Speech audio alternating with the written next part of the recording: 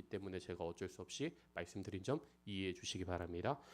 자, 오늘 우리가 이 본문을 가지고 은혜를 나누고자 하는 제목은요, 참된 제자도라는 제목으로 은혜를 나누고자 합니다.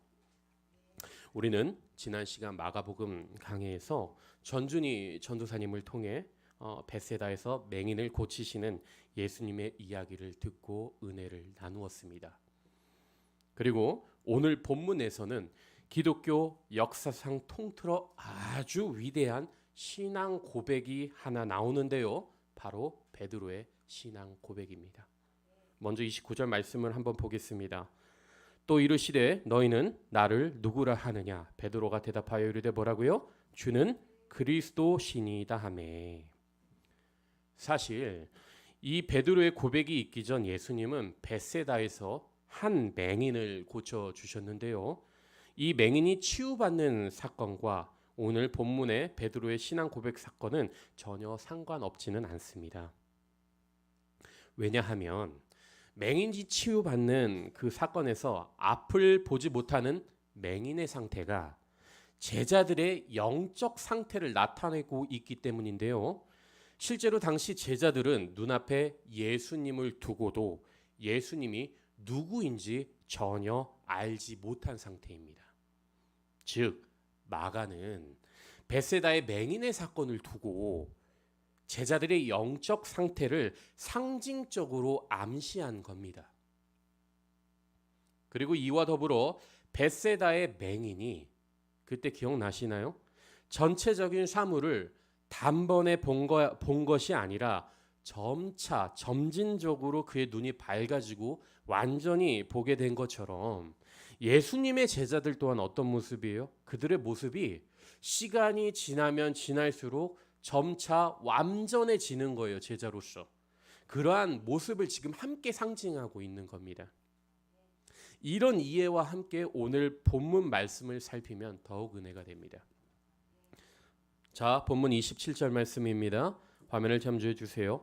예수와 제자들이 빌립보 가이사랴 여러 마을로 나가실새 길에서 제자들에게 물러 이르시되 사람들이 나를 누구라 하느냐.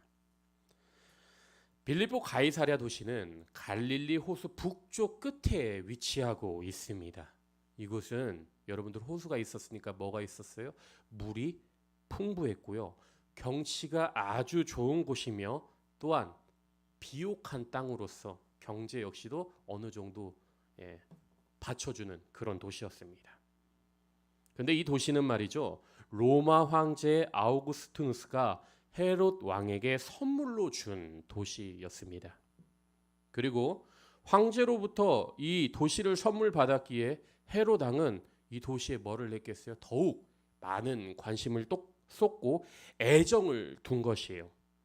관심을 둔 만큼이나 정성을 이 도시에 쏟은 만큼 이 도시가 어떻게 됐겠습니까? 급속도로 성장해 갔던 겁니다.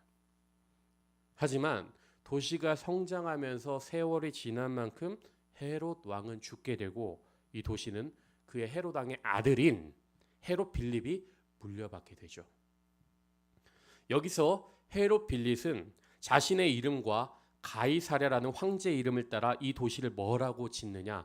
빌립보 가이사랴라고 명합니다. 그리고 빌립보 가이사랴는 황제의 이름과 왕의 이름이 더해진 만큼 그만큼 도시가 어떻게 됐겠어요? 유명해지기 시작한 거예요. 그리고 그 도시에 유명해진 만큼 다양한 종교도 들어오고 나아가서는 새로운 문화들도 새롭게 자리매김하게 됩니다.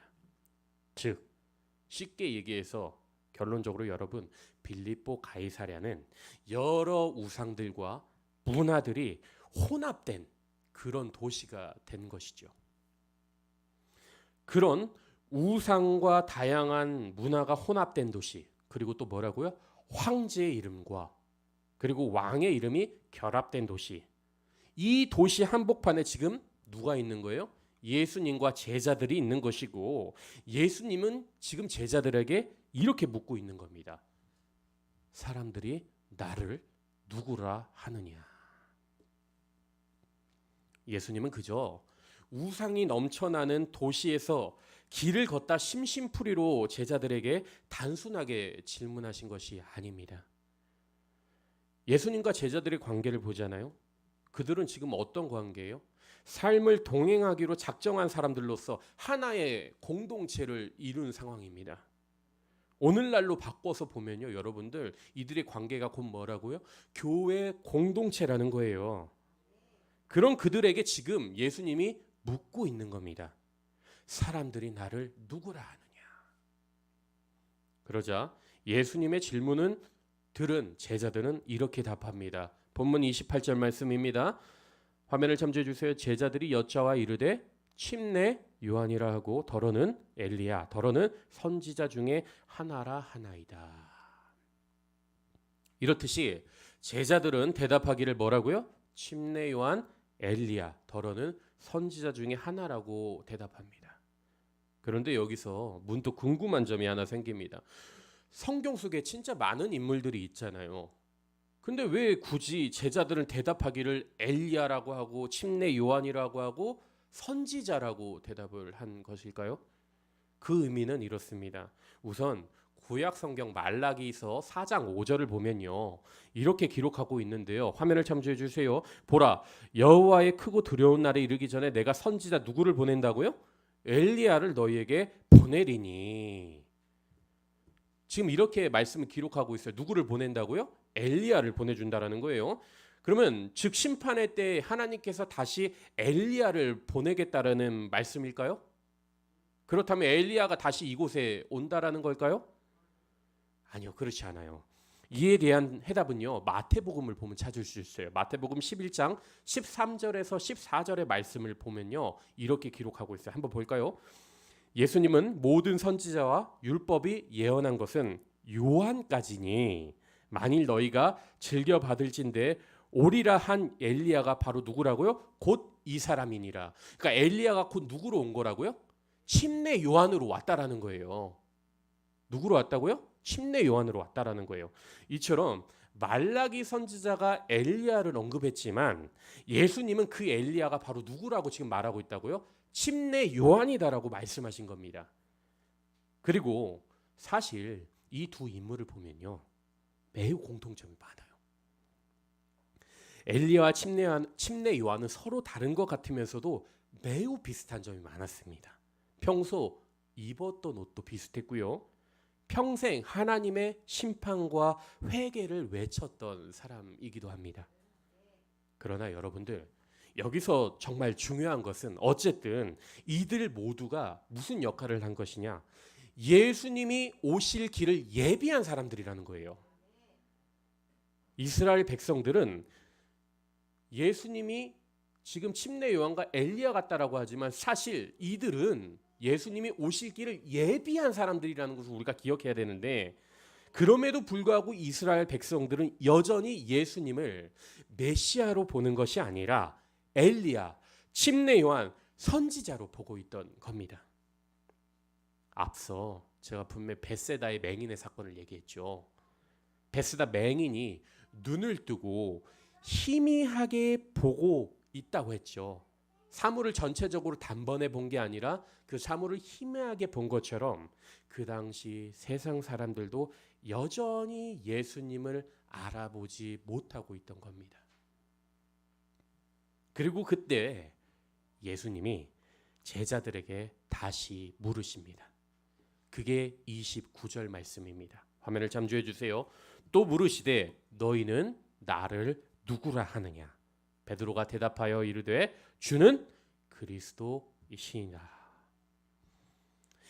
예수님의 이 질문은 바로 앞절인 28절의 질문과도 귀결됩니다.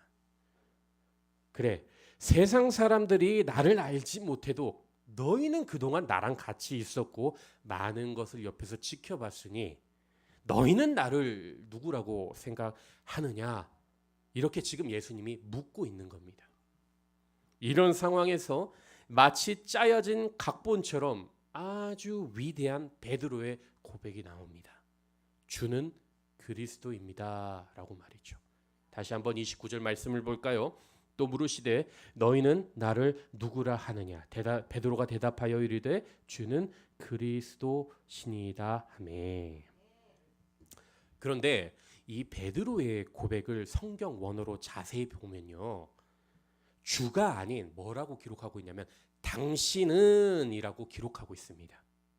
정확히 말하면 베드로는 지금 이렇게 말하고 있는 거예요. 당신은 그리스도입니다. 당신은 메시아입니다. 이렇게 지금 대답하고 있는 거예요.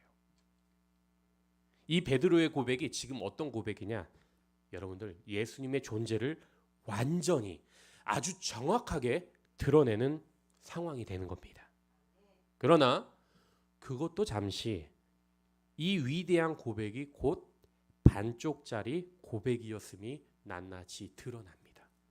계속 이어서 말씀을 보겠습니다. 본문 30절에서 31절까지의 말씀이에요. 화면을 참조해 주세요. 이에 자기의 일을 아무에게도 말하지 말라 경고하시고 인자가 많은 고난을 받고 장로들과 대제사장들과 서기관들에게 버림받아 죽임을 당하고 며칠 만에요, 사흘 만에 살아나야 할 것을 비로소 그들에게 가르치시되. 베드로의 위대한 고백이 자신의 존재를 완전히 드러낸 만큼 예수님은 이제 메시아가 해야 할 일들을 차곡차곡 그대로 알려주십니다. 자신이 이 땅에 온 목적, 받게 될 순환, 그리고 그 고통, 그리고 나아가서는 자신이 곧 죽게 되며 다시 살아나게 될 것임을 말씀해 주신 것이죠. 쉽게 말해 제자들에게 메시아인 자신이 해야 할 일들을 하나하나 차곡차곡 알려주신 겁니다. 그러나 베드로는 예수님의 말씀을 듣고 자신이 기대했던 메시아의 모습이 아니란 사실을 깨닫게 되고 그 순간 그는 화를 내며 예수님께 항변합니다. 본문 32절 말씀이에요. 볼까요? 드러내놓고 이 말씀을 하시니 뭐라고요? 베드로가 예수를 붙들고 항변하매. 여기서 여러분들 특별히 항변하다는 헬라어로 에피티마오인데요. 직역하면요, 여러분들 비난하다, 꾸짖다 이런 의미로서 예전에 이 단어가 언제 쓰였냐면 예수님께서 귀신들을 꾸짖거나 바다들을 잠잠하게 하실 때 등장하는 단어입니다. 그러니까 지금 베드로는요, 여러분들 예수님이 말씀하신 메시아, 가르쳐 주신 메시아의 모습이 자신이 기도했던 그런 메시아의 모습과는 너무나 다르니 지금 어떻게 하고 있다고요? 예수님께 소리를 지르는 거예요. 나아가서 뭐라고요? 예수님을 꾸짖고 있는 겁니다. 이 얼마나 어처구니가 없는 상황입니까? 뭐 생각하기로는 이런 거예요. 아니 예수님 도대체 무슨 말씀을 하고 있는 겁니까? 그건 메시아가 아니죠. 예수님 정신 차리세요. 선지자들은 메시아가 오면 이스라엘이 회복된다고 했는데 무슨 메시아가 고난을 받는다는 말씀입니까? 그리고 메시아가 왜 죽어야 합니까? 무슨 말도 안 되는 소리를 하시는 겁니까? 이렇게 지금 예수님한테 따지고 항변하고 소리를 지르는 거예요. 이렇게 베드로는 자신의 입술로는 예수님을 메시아라고 고백을 했지만 사실 그가 고백한 메시아는 예수님이 말한 메시아와 완전히 다른 의미였던 겁니다. 오늘날도 마찬가지입니다. 많은 사람들이 교회를 다니고 나는 기독교인이다 말하지만 기독교가 무엇인지도 모르고 기독교가 가지는 진짜 의미를 잘못 이해하고 살아갑니다. 예를 들면 이래요. 예수를 믿으면 뭐를 받는다 그래요? 복을 받는다고 말해요. 여러분들 이게 이해가 되십니까? 그러면 제가 반문 한번 해볼게요. 성경을 읽어보잖아요. 예수님의 제자들 다 어떻게 해요? 순교해요. 이 세상에서 죽어요. 다. 그게 복이에요? 아니요. 복이라는 개념은 그런 게 아니에요. 그리고 또 어떻습니까? 기독교는 한없이 긍정하는 종교라 그래요. 아니요. 그렇지 않아요. 자책하는 경우도 많아요. 사도 바울 보십시오. 자기에게 가시가 있음을 떠나게 해달라고 기도합니다. 얼마나 어떻게 보면 답답했으니까 그렇게 사도 바울이 자신의 상황을 두고 긍정합니까? 그렇지 않아요. 그리고 또 어떤 사람들은 어떻게 얘기합니까? 세대주의 종말론에 빠져서 이제 곧 종말이 우리에게 다가온다 그러니 삶을 포기한 채로 그렇게 살아가는 사람들도 있어요. 허무주의로 살아가는 거죠. 그리고 여러분들, 저는 좀 다양한 교회를 제가 다녀봤지만서도 가끔씩 교회에 이제 부교육자로 있을 때 이런 모습들도 많이 봤어요. 새로운 교회의 유형들, 모델들을 들고 교회를 찾아옵니다. 그리고 이렇게 하면 교회가 부흥합니다 라고 이렇게 홍보를 해요. 그러면 그 부흥이라는 단어에 집착한 나머지 어떻게 합니까? 예수님과 말씀을 완전히 뒤로 된 채 교회의 성장에만 치우치는 경우를 종종 봤습니다. 이런 교회 안의 모습들이 곧 오늘 본문의 베드로의 모습이 아닌가 생각이 됩니다. 그런데 예수님의 반응을 보면요, 베드로에게 이렇게 말씀하십니다. 33절 말씀이에요. 화면 참조해 주세요. 예수께서 돌이키사 제자들을 보시매 베드로를 꾸짖어 이르시되 뭐라고요? 사탄아, 내 뒤로 물러가라. 내가 하나님의 일을 생각하지 않고 도리어 사람의 일을 생각하는도다 하시고. 여기서 지금 예수님이 베드로를 향해 뭐라고 얘기하십니까? 사탄아, 내 뒤로 물러가라. 이렇게 말씀하시는데요. 특별히 여기서 우리가 주목해야 하는 것은 바로 사탄아가 아니에요. 내 뒤로 물러가라입니다. 뭐라고요? 내 뒤로 물러가라. 내 뒤로 물러가라는 말씀이 매우 중요합니다. 왜냐하면 여러분들 생각해 보십시오. 스승과 제자 사이에 제자는 스승보다 앞서가면 됩니까? 안 됩니까? 안 되는 거예요. 쉽게 말하면 여러분들, 예수님과 제자들은 함께 길을 동행하고 걷고 있지만 정확히 말하면 스승인 예수님이 먼저 그 길을 걷고 제자들은 예수님의 길을 뒤따라가는 것이 매우 정상적인 겁니다. 그러나 베드로는 자신이 생각한 메시아가 예수님이 정의하신 메시아와라는 다르다라는 이유로 예수님보다 지금 어떻게 한 거예요? 앞서가려고 한 겁니다. 따라서 베드로가 보여준 모습은 참된 제자도의 모습이 아닙니다. 참된 제자란 말이죠. 스승이 걸어간 그 길을 묵묵히 그 길을 따라가는 것이 바로 참된 제자의 모습입니다. 우리 역시 마찬가지입니다. 우리 삶을 돌아보면 예수님보다 앞서려 했던 순간들이 많지는 않습니까?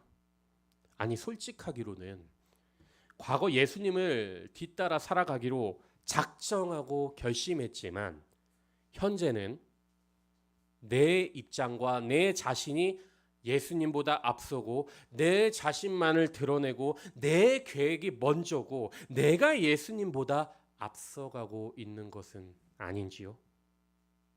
중요한 것은요, 예수님의 제자는 반드시 예수님보다 앞서가서는 안 됩니다. 그래서일까요? 잠언서의 말씀이 이 시간 더욱 큰 의미로 우리에게 다가옵니다. 잠언 16장 18절 말씀입니다. 교만은 패망의 선봉이요 거만한 마음은 넘어짐의 앞잡이니라. 이렇듯이 예수님보다 앞서는 순간 우리는 교만해지는 것이고 우리는 곧 무너지게 됩니다. 그리고 이와 더불어 반드시 기억해야 할 것이 하나 있는데요. 예수님의 제자는 여러분들 목회자의 제자가 되어서도 안 됩니다. 오직 예수님을 뒤따르는 것, 그것이 바로 참된 예수님의 제자입니다. 제가 어렸을 때 이런 설교를 들은 적이 있어요. 제 기억에 아직도 너무 강한 잔상으로 남아있고 아주 마음판에 새겨지는 설교였는데요. 이 세상에 참된 목자는 예수님 한 분이라는 거예요. 그리고 목회자는 목자가 아니라 누구라고요? 목자, 선한 목자 예수님을 따라가는 큰 어미 양일 뿐이라는 겁니다. 그리고 어미 양인 목회자는 성도인 새끼 양들을 데리고 배고플 때 젖을 주면서 함께 참 목자이신 예수님을 따라가는 그런 사람이다라고 설교를 들은 기억이 있습니다. 그렇습니다. 그 설교처럼 세상의 참 목자는 예수님 단 한 분입니다. 목회자와 성도 모두 그저 하나의 양일 뿐 그 이상 그 이하도 아닙니다. 따라서 우리는 한 마음 한 뜻으로 예수님이 걸어가신 그 길을 걸으면 됩니다. 다시 본문으로 돌아와 예수님은 앞서 30절에서 31절까지는 메시아의 정의를 내려주시고 베드로의 항변 이후에 34절에서부터 35절에서는 올바른 제자도에 대한 정의 또한 정리를 해서 말씀해 주십니다. 그게 34절과 35절 말씀입니다. 화면을 보세요. 무리와 제자들을 불러 이르시되 누구든지 나를 따라오려거든 자기를 부인하고 자기 십자가를 지고 나를 따를 것이니라.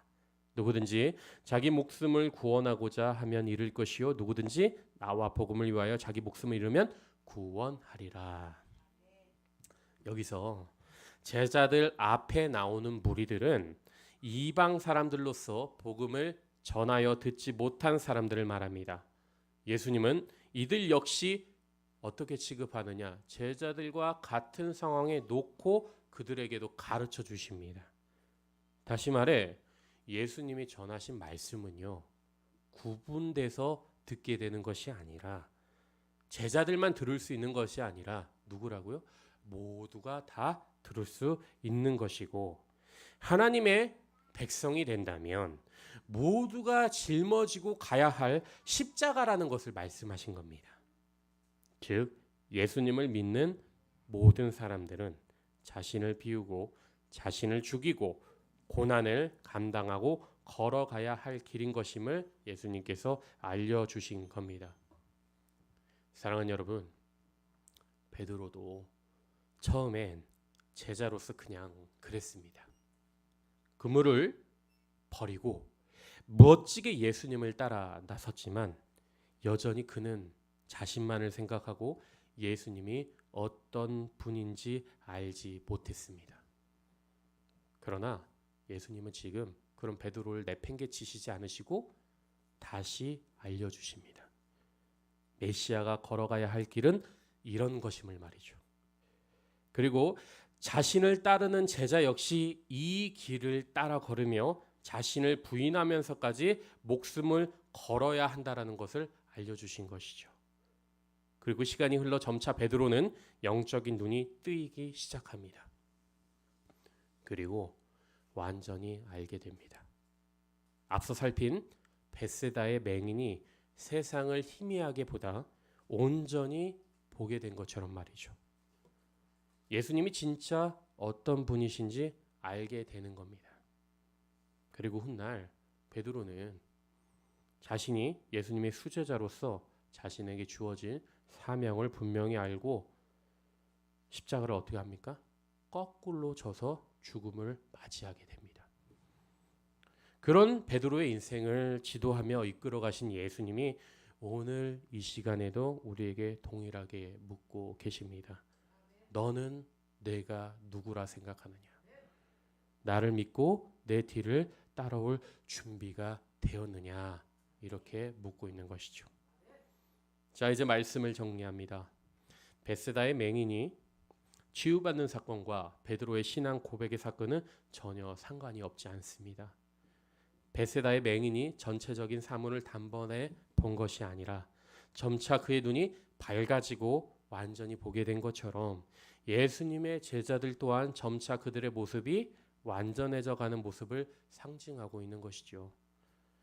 예수님은 제자들과 함께 가이사라 빌립보란 도시로 이동하십니다. 이 지역은 황제의 이름과 왕의 이름이 합쳐진 도시이기도 했지만 가나안 시대부터 바알의 신전이 있던 곳이기도 하며 헬레니즘 시대에 생긴 판신전도 있었던 만큼 영적으로 매우 혼탁한 도시였습니다.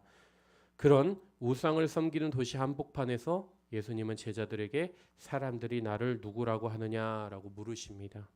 그리고 제자들은 대답하기를 침례 요한이라고 하고 엘리야 또는 선지자라고 대답합니다.